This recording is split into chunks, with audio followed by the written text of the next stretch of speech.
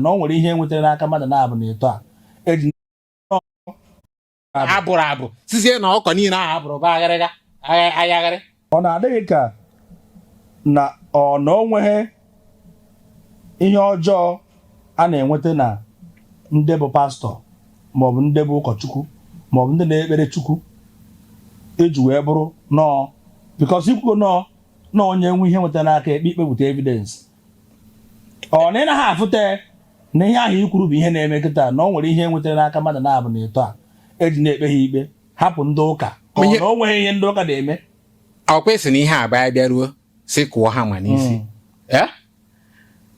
ya sị na abịa na Anambra steeti na-enweghị ndị ụka dị njọ anyị akpụ isi si kpụọ afụ ọnụ onwe onye ịma anyị akpụ isi si kpụọ afụ ọnụ because ndị ụka na-eme nkeva gịnị ka ha na-eme ihe ọ bụ onweghị ebe ọbụla agbara fensị backyard adịghị onweghị ebe ọbụla agbara fensị ụlọ backyard adịghị mana ụka mana omenala because na ihe niile ahụ ịfụrụ ma ọ bụ ụka ma omenala ọkwa Naijiria nwere onye ọbụla nwere freedom of worship ọkwa ghọtara enwere freedom of worship ihe niile ị na-afụ bụ tomi mma akpa politics onye mma akpa ya niile ka ego si ga-eji isi na politics ọ bụrụ na ọ bụ ka ọ na ọ bụghị ihe ahụ ị na-ekwu gọvanọ na ị na-ekwu ka ọ rụọ ka ọ na-arụ idozi obodo cleansing ka ezigo si bụrụ politics idozi obodo ọ bụrụzi ije jidezie ndị dibịa onye abịa idozi obodo dibịa ndị ahụ ejiri ite ga-adị n'aka ha iji because etu isi na-asa ọ dịka ị nwere ite onwe n'anya ka na-agbara gị ọgwụ n'anya ka m gwa gị ihe agba n'aka ejighị oge gbe enene anyị ncha nọ n'ihu akwụkwọ na-afụ ihe na-emeni o doro egwu na ọka anya na onye ọbụla ma ihe atụrụ ọkọ n'anya because ya sị mụ na oke ite ma dị ebe ahụ ma ọ bụ gịnị na n'ihe m agwara m gị n'ihe bara nkịta gị ka ọ ya aza oke ite ị na-ene anya bụ somebody nọkọta na-akpọ ihe ahụ ọ bụ oke ite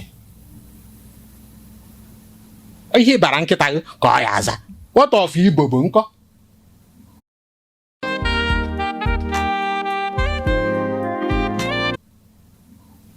mana ị na-anya ịfụkwa na ọbụla sọsọ ndị dibịa ka ejikwu ma pastọ ka pastọ eji onye eze Jizọs ọ bụ pastọ ka ọ bụ onye eze Jizọs ka ọ dị pastọ ọ bụ ọ kwesị na ihe ebere nkịta ka ọ ya azụ ọ bụ pastọ ọ ndị ma Jizọs ka ọ na-eti wite mgbọrọgwụ na mkpa akwụkwọ o nweghị onye ma nke a mana pastọ dị n'afọ ruo onye na-abịa ị na ha na ife ọ na-efu ihe ọ na-eme anaghị m afọ na nke afọ ka anyị ma ọ gbara afọ ya pastọ prọfet onye eze Jizọs eji onye dibịa jide onye ụka ka ọ dị ka sị na o nwere ndị a na-emewu isi ka akụ ihe ha ma efe mgba ka eweta onye eze Jizọs weta akwa ọkọ ka efu nke ndị mmadụ ya echuzu ka hapụ ka enwe gị nke ya echuzu ma echuzu akpa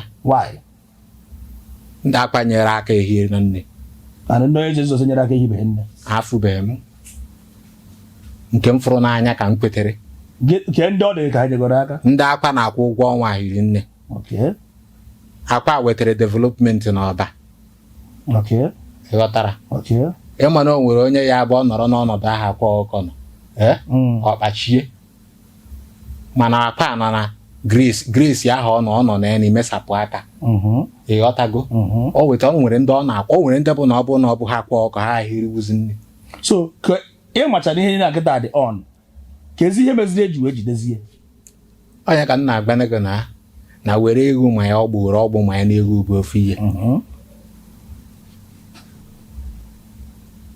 ihe ejiri wee jide akwa bụ na asị m kwuo ka akụ ya hama kụpụ ya hama direct politics politics dibịa na omenala because I believe na onye omenala ya anakọtara ntụ na-ekwu obi ekworo kee politics ihe ọbụkwa kụwa okwu hama dọwanyị ka anyị pụọ ihe ị chetara ihe mere mgbe Mbadinuju na-achị Mbadinuju former governor of Anambra ihe mere bụ na ọ kpọtara ndị Bakasị ị chetara ihe mere with Edina Nog Baha. Akwa ma na-azụ na edi na-asụ ụmụazị n'ike na-eme ihe ndị ọzọ.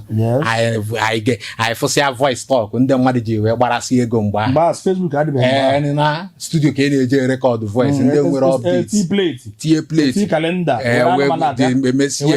Ndị drawing a na-esepụ ihe. Mgbe jee na n'ọgụ ka ije na Anaọma Healing Center ka anyị marazi ebe ikwe ahụ edi na n'ọgụ ji asụ ụmụazị ebe ọ dị. Kịta Facebook ka fụta jede aga ya na-akpọ Creative Lord TV. O jere na n'ọgụ je gbaa interview fụ nke bụ eziokwu ka hapụ ego onwe anyị aghọ. Ihe na-akọwa na ihe mere n'oge nke dị na n'ọgụ bụ ihe na-achị mere nke akwa. Ọnya mere. Elaborate gode because gị nwa bilitere okwu dị na n'ọgụ kọwaruo n'isi. Iwe ọchịa mgbe edi na n'ọgụ dị ndụ mgbe Mbadinuju na-achị. I don't think na enwere onye a na-anụ na Anambra steeti ya abụghị edi na n'ọgụ beyond Anambra. So kọwara anyị bụ ihe ọfụma ka o kewa anyị ekewa. Jee paaki. Kụọ ha ma gboo anyị. Kụọ ha maka ya bụ. Ojiji eji akwa ọkụkọ bụ politiks. Mụwaba na-enyere ndị ụka na-aba ihe. Nke a gwere ito idekwu politiks. Politiks nke gịnị? Politiks ụka na omenala. Okay, kọwara anyị. Maka na ọ bụrụ na ị na-anya na o doro egwu na ọka anya na ndị ụka na-elu uzu memba every day by day. Ndị ụka na-elu uzu memba every day by day. Mana ebe na adoration uke crowd juru uke. Ebe na adoration ihe na crowd juru every Friday na vigil. Crowd ahụ esi n'ụmụ ụka apụta so ka ezi ka ọ kasị elu uzu. Ọ bụrụ na Jizọs gbadata kịta asị mee apịa na one church like this, Jizọs ewee họọ ndị ya ejebeghị na be dibe before ọ omenala ọ ndị ya enwe ha ọfọ. Ebe na ụka agba na empty. Na ọ bụ na Chukwu ha na-ekwu na asị n'elu dị na takịta sị ịma na ịgwọtụbeghị ọgwụ jebeghị be dị ibi ma gọvanọ kwu ma ndị sekuriti na ijebeghị ebe dibe for the first time. Isikibeghe any extraordinary knowledge n'ụwa gị. Yes. Maka ije ebe dibe isikiri knowledge ka ị mara ihe ya ama ha. Ya gbara gị afọ isikiri. Ịma ha na isikibeghe knowledge n'ụwa gị. Chọọchị agba empty. Chọọchị agba empty. Ọ bụrụ na ọ bụghị ndị ụka ndị omenala na-eme dibe agụgbuo ha. Okay, because o nwere mgbe m fụrụ onwe mgbe akwa ọkọ na-ekwu nọọ ndị ụka na-enye ha kọstọma ndị nke bụ eziokwu bụ n'eziokwu nọọ ndị ụka bụ na ha na-eri nri. Enwebeghị onye omenala bịara na be nka ngwa ọrụ ọrụ ndị ụka ma fada erugoro fada ọrụ. Ọ bụ na m arụbeghị fada ọrụ ọ na fada akpọbeghị nka nye ọgwụ eji wee mee adoration ihe ji chụ ụwa bịa ka m ghara inweta. Ka bụ ha ma tọị na fada na-abịa ka inye ọgwụ. Enwere m evidence. Na-abịa ka ha bụkwa nke evidence ya ịmara ọ bụrụ ha n'ụka mụ na ndị ụka aha ma agbagwụkwọ ụka mgba maka ha dị na majority. Mgba ya voice note ịmana o nwere ụdị kọlụ mmadụ ya kpọọ m ntị ya na voice record. Mana onye na-eche na onye ahụ bịara n'aka rụọ ọrụ nọ confidential. Ọ na-abụ confidential mmadụ o nwere ịchọ mgbagharị gị gee na ntị gị na-abụghị ịka ụwa iti n'ụwa. Gee kịta ebe a na-akịta ntị eju gị wadịva na fada ndị Orthodox ka ọ bụ Katọlik. Ọ kpọrọ afa seminarị o jere. Ọ ka nọ na Naịjirịa ka ọ fada ndị a n'obodo oyibo. Fada nọ Naịjirịa naanị Igbo. Yes. A na-etinyekwara Chineke God ha ma nke a dịkwa egwu. So ka ezi ka isi site n'ụka bụ politiks ihe mere ji wee jide ke hit na akwa na ndị ọzọ. Ị na-apụta na a na-anasị ya kọstọma ka ọ gịnị? A na-anasị ya kọstọma na ịma na mbiri oke ma ugwu dị nsọ. Ime ebe a na-akpọ ugwu dị nsọ. Ugwu dị nsọ bụ ndị Katọlik nwee na ebe ọ dị bụ na Enugu. Okay. Night Mile. Na Night Mile. Ugwu dị nsọ. Ebiri m ebe ahụ 1 month. No shelter. Mmiri zọ ọma agha anwụcha ọma agha. Yes. Ka wee nata power. Ebe na-maintain your grace. Ọ bụ ebe a na-maintain grace. Ibe na-agwa gị na iru ebe a efu ndị mmadụ hụsa. Anyị na-eche amara onye nwe anyị. Mana o nwere ike ichekata ya ha ama na amara onye nwe anyị ahụ ị na-eche. Dị na be gị nọrọ n'ugwu dị nsọ na-eche. O nwere na ndị nọrọ n'ikpe ụka ihe a na-ekpe nwanne onwe ihe emekata ka nla onwe ihe a na-akpọ nla na-eme ụmụazị na-eme omebe nwa gị onwe ihe fada ọsọrọ n'ụwa ọ anaghị m ọsọrọ ka ibie ya ka ọ na anyị wetarịrị akwụkwọ ahụ eji agba nra mgbọrọgwụ na mkpa akwụkwọ o mee ya adị n'Chukwu kere. So gị nwa na-ekwuzi na politiks ga na-eme isi ndị eji n'aka ndị ụka nọ n'ime. Are you trying to tell us na ndị ụka nweziri power over the government? Because na ịbịa na Anambra ebelivuru n'ụka na-achị. Anambra ka ana Igbo na ebelivuru n'ụka na-achị mana ama na Chineke aha anyị na-efe iru na anyị na-efe bịaruo na ana Igbo sị ka ahọcha kpocha ife na ụka aha ha chịta aja na ihe niile nọ n'ala Igbo bụ omenala. Ị makwa na ihe niile ọmụnwa ma hapụ nke enu ka m na-eme. So ị na-agwa na ụka nweziri power karịzie gọvanọ na-achịzi obodo nya ụka ya gwazi gọvanọ ihe a ya eme because no believe no ụka bụ majority enwere na population ya eme ka o winuo n'ịtụ vote mana ọ dị control zie gọvanọ gwa esi na ọ bụ na imeghara anyị ihe a anyị ma atụere gị so ị na-akọwa na ekewa population nọ n'ala Igbo into 100 ọ na ọ dịghị anya na ụka nwere 95%. Onye ya ekewa na ebu the problem. Ọ bụrụ na Chukwu kewara ma na ụka ya ihe enwetawu 5%. Okay, ma Chukwu ji aka ekewa wee kwuo na ma na ijebe ebe dibịa isi ikibehe knowledge power ijibehe mgbọrọgwụ na mgba akwụkwọ eme ihe na ịmụtara wapụta ya neutral na dibịa amaghị ha dibịa ifo ya na nsogbu adị den ndị kwụ na Jesu nsogbu adịnị o doghị anya na ọ bụghị individual niile ka fada ya enyewe oriri nsọ ịma na o nwere ndị fada ya ịma na o nwere level ya bụ iruo n'ụka ọsọ bishọp ya fụzi akpọgụ fada bụ na ụmụazị ifuzi akpọgụ ọnọdụ ka etu a kịta na gọvanọ anyị nọ isi na fada ya enyewe oriri nsọ fada bụ iyi oriri o jiri aka ewere ọ gwara pichọ nke m fụrụ na trend nkịta o ji aka ewere oriri anya na-ebe ife nna agbanego anaghị etizie n'ọnụ eti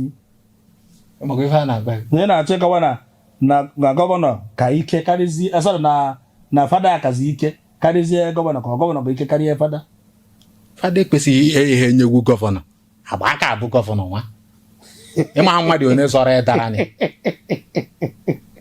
na hama nke a dịkwa too much ọ kwesị ka a na-akụ hama na ihe na-abịazi ị na-akụ ị na-achọ ekwezi 9 inches n'ime ahụ aja esi ka akụ hama a na-akụ ya hama ka oyiyi ife so go on so na onye abụ ibe aha anyị na-agba gị ọ politiks ka a na-eme mana agụjere mba ya abatakwa na nke politiks nke a so n'ụdị na gọvanọ ama eji wuo aka kwuo okay I take decision by myself ngwa lose them let them go ị na-achịkọ na omee na ndị ụka ya agba ya mkpe ụka na-achị ka onye nwe na-achị ụka ụka na-achị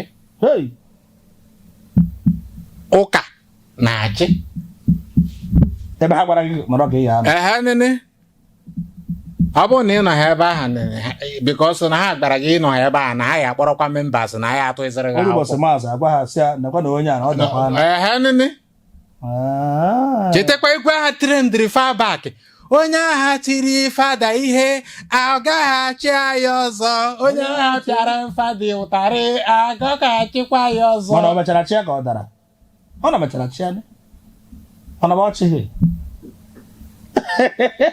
enwere na ngị na pawa bụ pawa incumbent bụ incumbent ebe a ka m ji gbago na politiks na ka ọ yọrọ ịghọta ihe nna agba onye nna agbago n'ụka na-achị mgbe anyị ya mere ụka wee kụziere egwu na onye agha tiri fada ihe ọ gaghị achị anyị ọzọ o jezie emezi ya apil ka esi eme ụka kwugharịa na emeghị investigeti ofuma